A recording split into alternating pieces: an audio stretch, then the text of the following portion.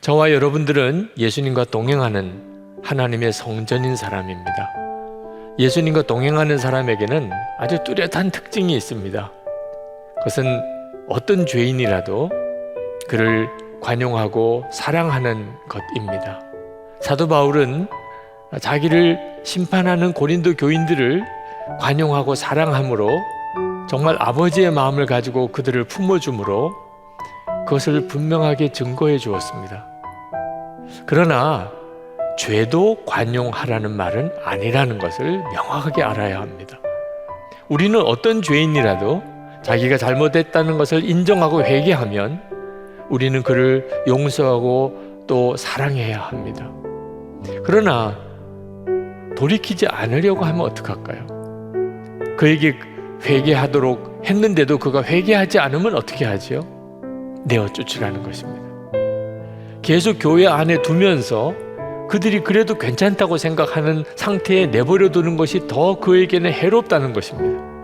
사도 바울이 그렇게 하라고 하는 내용은 그들이 다시 회개하고 돌이킬 수 있는 마지막 기회를 주자는 거죠. 죄를 작게 여기지 말라는 것입니다. 죄를 아주 단호하게 제거하라는 것입니다. 세상을 살다 보면 어쩔 수가 없다. 하나님도 우리가 육신을 가지고 사는 것을 이해해 주실 것이다. 우리가 고린도 교회에 그 계모와 동거하는 것 같은 그런 죄를 우리는 지은 건 아니다. 이렇게 말하지 말라는 것입니다. 여러분, 초점은 어떤 죄가 크냐 작으냐가 아닙니다. 우리가 하나님의 성전된 자로서 예수님이 우리 안에 거하시는데 어떻게 작은 죄라도 용납할 수 있겠느냐 하는 것입니다. 주님을 바라보는 눈, 우리 안에 거하시는 주님을 바라보는 눈이 열려야 한다는 겁니다. 죄는 영적인 바이러스입니다. 죄를 그냥 내버려 두면 아주 작은 것이라도 금방 그 사람의 삶 전체를, 가정을, 교회를 완전히 죄의 소굴로 만들어버리고 맙니다. 예수 믿는 성도들 안에, 교회 안에 알게 모르게 퍼져 있는 죄, 그 죄가 무섭다. 그걸 알으려는 것. 무엇보다도 마음을 지켜야 한다는 것입니다. 그러므로 여러분, 죄에 대해서 단호해야 합니다. 한 가지 진짜 우리가 분명히 아는 것, 정말 두려운 일이 있습니다. 그것은 우리가 죄에 대해서 단호하지 않고 적당하게 죄를 즐기고 어쩔 수 없다고 핑계를 대면서 단호하게 죄를 처리하지 않고 있다가 주님 앞에 섰게 되는 것입니다.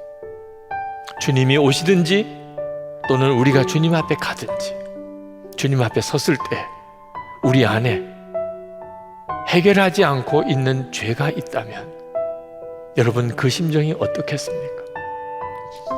저는 여러분을 죄책감으로 몰아가고 싶어서 이 말씀을 드리는 것이 아닙니다. 항상 죄 그렇게 살도록 말씀드리는 것도 아닙니다. 여러분이 죄가 무섭다는 사실을 분명하게 인지했다면 주 예수님을 바라보는 삶을 힘써야 한다는 겁니다. 우리에게 진짜 무서운 죄가 뭔지를 알게 하실 분은 예수님밖에 없습니다. 그리고 그 죄에서 우리를 정말 지키고 보호해 주실 분, 마음에서라도 죄를 품지 않게 해 주실 수 있는 분은 예수님밖에 없습니다. 그러므로 예수님과 친밀히 동행하는 일을 힘써야 하는 것입니다. 우리가 예수님과 친밀히 동행하는 사람이라면 반드시 우리 안에 죄에 대한 애통함이 있게 되어 있습니다.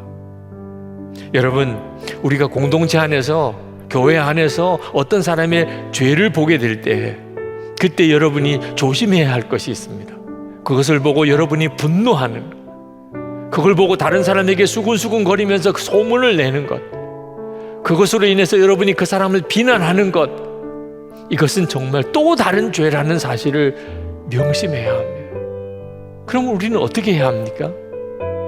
그 죄에 대한 애통함을 가져야 합니다. 이것이 반드시 전제되어야 합니다. 여러분, 우리가 정말 주님을 바라보게 되면 우리는 누구나 다 죄에 대한 말할 수 없는 애통함을 가지게 됩니다. 이전에 제가 목회하던 교회에 어느 교인으로부터 거짓 소문이 저에 대한 거짓 소문이 돌았던 적이 있었습니다.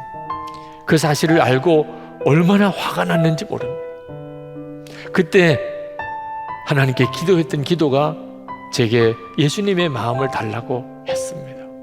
저는 죽었으니까. 그리고는 걷잡을 수 없는 통곡이 터져 나왔습니다. 왜 그렇게 애통한지, 얼마나 울었는지 모릅니다. 도대체 내가 왜 우는지를 몰랐습니다. 그러다가 깨달은 것이 예수님의 마음이구나. 그게 깨달아졌습니다. 목회 못하겠다고, 숨 못 쉬겠다고 그런 목사를 보시는 주님의 마음은 책망도 아니고 애통함이었습니다. 서로 소문내고 거짓 소문을 내고 교회 안에서 말이 이렇게 퍼져나가는 것을 보시는 주님의 마음은 슬픔 그 자체였습니다. 여러분, 우리가 어떤 죄인을 볼 때 그때 분노가 앞서면 안 됩니다. 그러면 해결 안 됩니다. 그 영혼 구원시킬 수도 없습니다. 죄에 대한 애통함이 먼저 있어야 합니다. 그게 바로 예수님의 마음입니다. 그때 공동체도 지킬 수도 있고 그 완악해진 영혼도 구원할 길도 가능해지게 되는 것입니다. 제가